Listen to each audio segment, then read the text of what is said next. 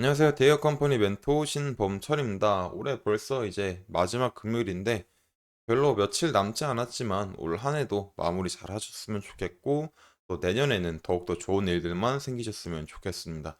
그리고 저희 대기업 채널은 언제나 여러분들의 성공적인 투자를 위해서 노력할 테니까 저희를 꾸준히 지켜봐 주셨으면 감사하겠습니다.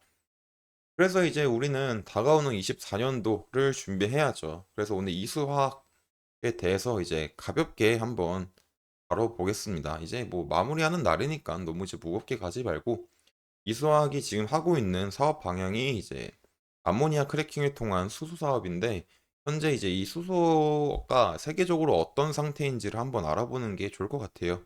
이거를 알아보고 이수화학이 추진하고 있는 방향이 이제 어떤 건지 그런 것들을 알아봐야 되겠죠.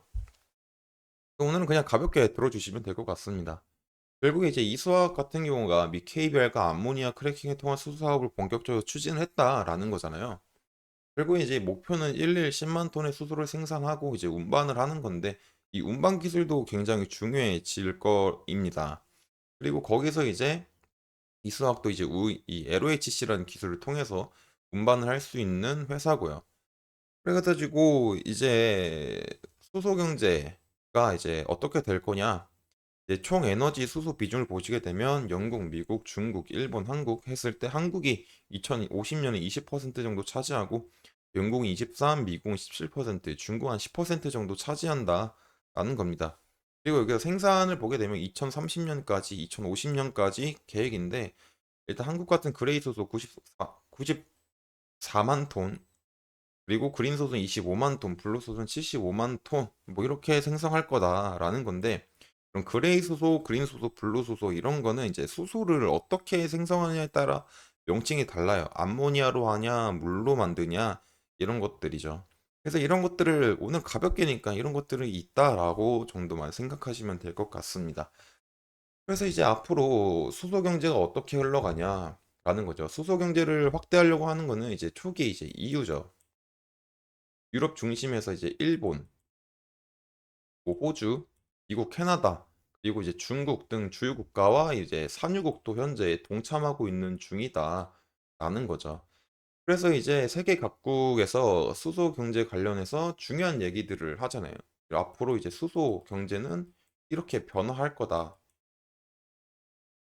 이런 변화를 할 때 논의 횟수가 점점 증가하고 있어요. 20년도에는 11건이었는데 21년도에는 24건으로 늘어났고 22년도에는 좀 15건 조금 줄어들긴 했네요.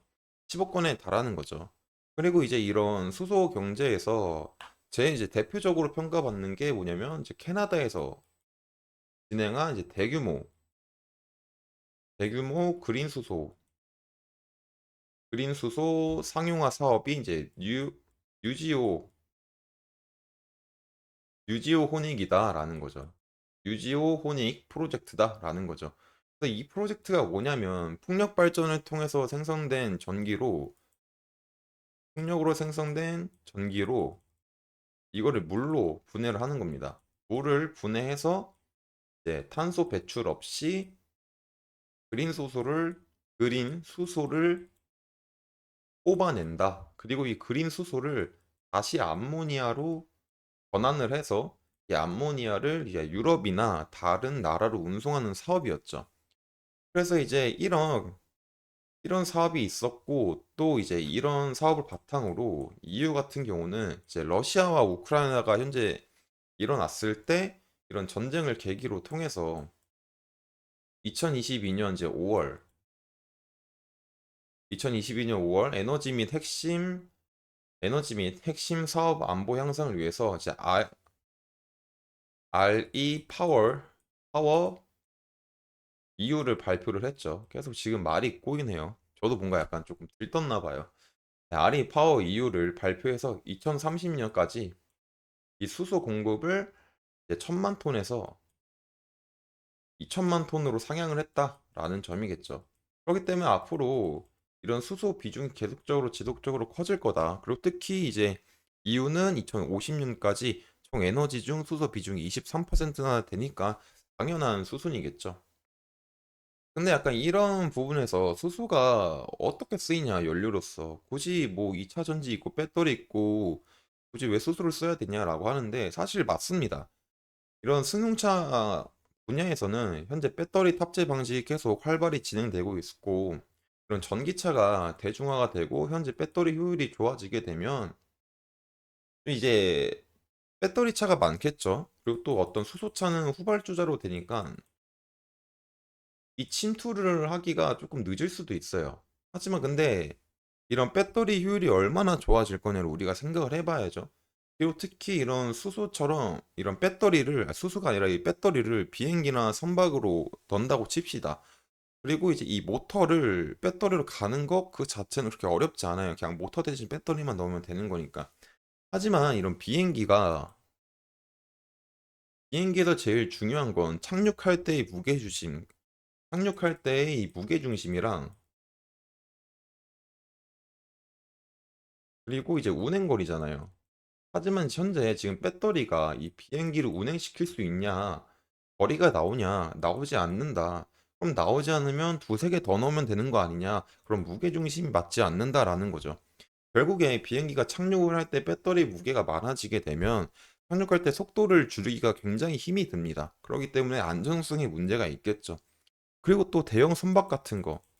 일단 운행, 거리 안 나오죠. 그리고 선박 무게. 선박에서 제일 중요한 거는 과연 이제 같은 배 안에 얼마만큼의 물건을 실을 수 있냐인데 대용량의 배터리를 넣어서 출하할 수 있는 물품의 양을 줄이는 건 선박 입장에서도 약간 조금 손해겠죠. 그렇기 때문에 이런 대형 상용차나 대형 선박이나 비행기 같은 경우는 분명히 수소가 경쟁력이 있다라는 거죠.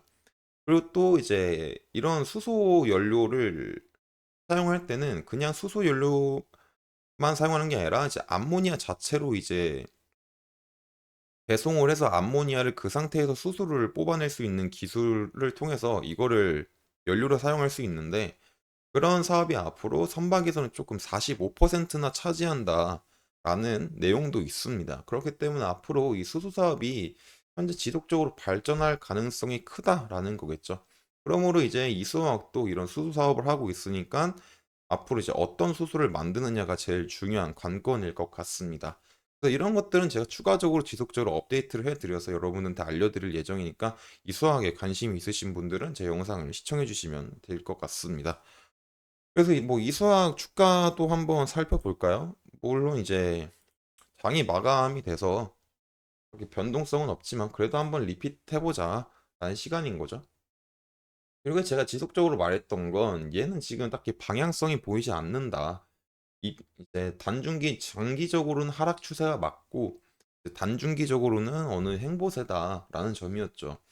그리고 이날이었을 때 26일 날에 제일 중요했던 건 이런 13,000원 라인들을 그러니까 지지를 받는 게 제일 중요하다 하고 여기서 반등이 조금 나아졌지만 제가 생각했을 때는 아직은 조금 상황을 보는 게 좋지 않나.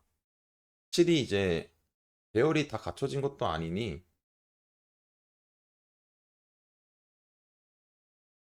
조금 이제 상황을 봤다가 돌아가도 늦지 않아 보인다라는 거였죠. 그래서 이제 만약에 내년에 이 가격이 빠지게 됐을 때는 그래도 이제 12,500원에서 11,700원 정도는 지켜줘야 되지 않을까라고 생각을 하고 있습니다. 그래서 이제 간단하게 차트도 한번 봤고, 뭐 이수학 같은 경우는 현재 제 생각은 상황을 좀 지켜보자라는 거겠죠, 결국에. 그렇기 때문에 뭐, 그 말도 했었네요. 여기서 이제 이게 2시간 봉이고 30분 봉. 2시간 봉에서는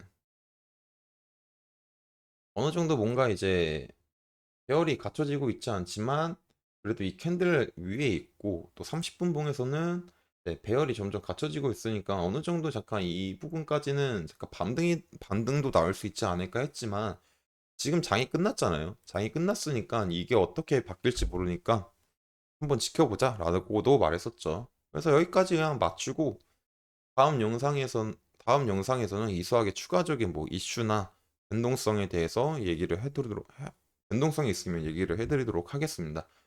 올 한 해도 정말 고생 많으셨고 내년에는 더욱더 좋은 일들만 생겼으면 좋겠습니다. 이상 대기업 컴퍼니 멘토 신범철이었습니다.